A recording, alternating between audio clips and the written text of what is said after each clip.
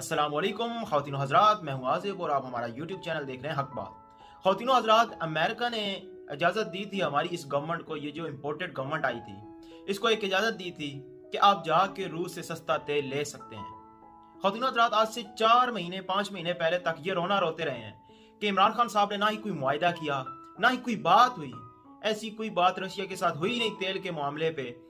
और अगर हम जाएंगे भी तो हमारे पास रिफाइनरीज नहीं है, और हम अगर जाएंगे लेने तो हमें अमेरिका लेने नहीं देगा। अमेरिका ने बयान दिया जाके कि जाएं आप अपना तेल लें वहां पे, आप अगर अपनी आवाम को फायदा पहुंचाना चाहते हैं। तो ये हुकूमत जो कि वैसे भी अमेरिका के कहने पे चल रही है, तो इसने अमेरिका की अबू जी की बात मान ली। इन्होंने कहा कि जाते हैं रूस के पास, रशिया के पास तेल लेने के लिए।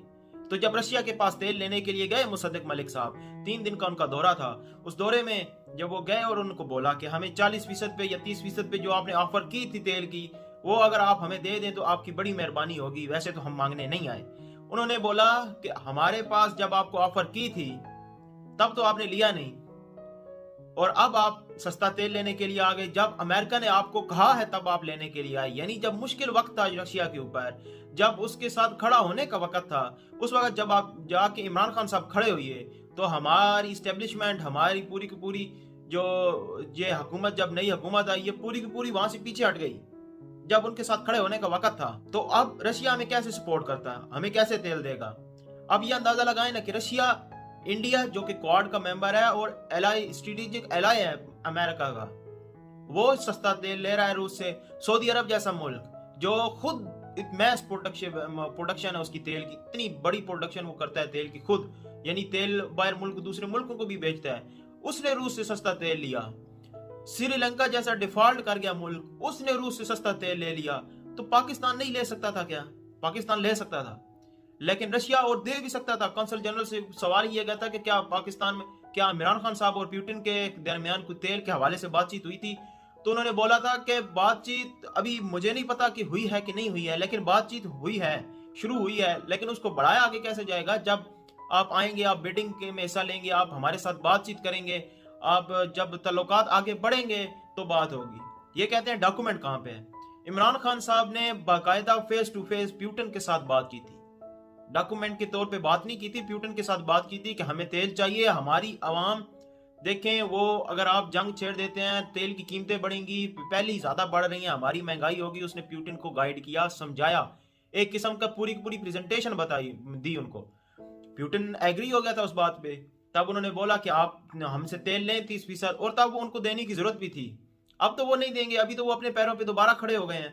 जितनी मर्जी सैंक्शन लगाए अमेरिका उन पे, लेकिन रूस दोबारा खड़ा हो गया है, उसने पूरी यूरोप को जो है अपने आगे लगा लिया है। तो अभी उसको बेचने की जरूरत नहीं है। और साथ में ये क्लियर इंडिकेशन दी है उसने कि इमरान खान है, आप एक इंपोर्टेड हुकूमत है, आप अमेरिका के कहने से आज अगर तेल लेने भी ये हुकूमत आई है हमारे पास, तो ये अमेरिका के कहने पे आई है। अमेरिका ने कहा है कि आप जाएं तेल ले लें, तो तब ये हमारे पास तेल लेने आए हैं, इसीलिए उन्होंने ना कर दी है। अगर यही इमरान खान साहब जाएंगे या जाते, या आगे इंशाल्लाह जब प्राइम मिनिस्टर बनेंगे जाएंगे, तो देख लेना कि वहां से कैसे सस्ता तेल लेके आते हैं। हम जो 22 अरब डॉलर का तेल लेते हैं, उसमें अगर हमें 20% भी सस्ता तेल मिल जाए, तो हमारे कम से कम 5-6 अरब डॉलर बच जाएंगे। और 5-6 अरब डॉलर के लिए, हम 1 अरब डॉलर के लिए IMF के पास भागते फिरते हैं। ख़वातीनो हज़रात, इमरान खान साहब इस सियासत के अंदर, पाकिस्तान के अंदर एक हकीकत है।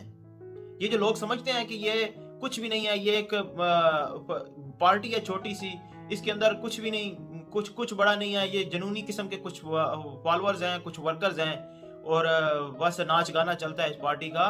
तो इमरान खान साहब वो प्राइम मिनिस्टर हैं, कायदे आजम और भुट्टो के बाद वो ऐसे प्राइम मिनिस्टर हैं जो अपनी शख्सियत, अपने जो पर्सनैलिटी और अपनी अथॉरिटी के साथ जो है दुनिया में, उन्होंने ये 3 साल उन्होंने जो जितना भी उन्होंने एक्सप्लोर किया दुनिया को, जितने ममालिक के साथ, जितने प्रेसिडेंट के साथ, जितने वजीर आजम के साथ वो मिले, जितने सदर के साथ वो मिले, वो एज अ एग्जीक्यूटिव पाकिस्तान के वजीर आजम के तौर पर मिले।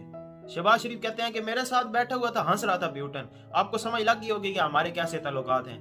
तो मेरे ख्याल में शहबाज शरीफ साहब को नहीं पता कि जो कुछ आपने वहां पे बैठ के किया है, तो उसके बाद उसका हंस नहीं बनता था। और सही है, वो आपके लिए ही हंस रहा था। क्या था, सिनेरियो थोड़ा डिफरेंट था, हंसने का जो मुद्दा था वो थोड़ा डिफरेंट था। पाकिस्तान अब रूस तो तेल देने वाला नहीं है, सऊदी अरेबिया के साथ ताल्लुकात हमारे अच्छे हैं, लेकिन पाकिस्तान को पूरी की पूरी कोशिश लगा देनी चाहिए। अगर उन्होंने एक बार मना किया है तो कल हाँ कर जाएंगे, कल मान जाएंगे।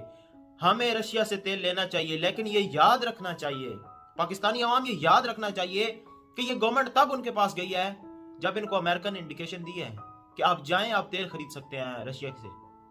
हमें किसी की, यही तो बात इमरान खान करता है कि हमें किसी की इजाजत की नहीं जरूरत, हम आजाद मुल्क हैं, हम पाकिस्तानी हैं, हम अपने फैसले खुद कर सकते हैं। हमें बाहर से इंडिकेशन नहीं चाहिए, हमें डिक्टेटरशिप नहीं चाहिए, बाहर से कोई हमें डिक्टेट करे।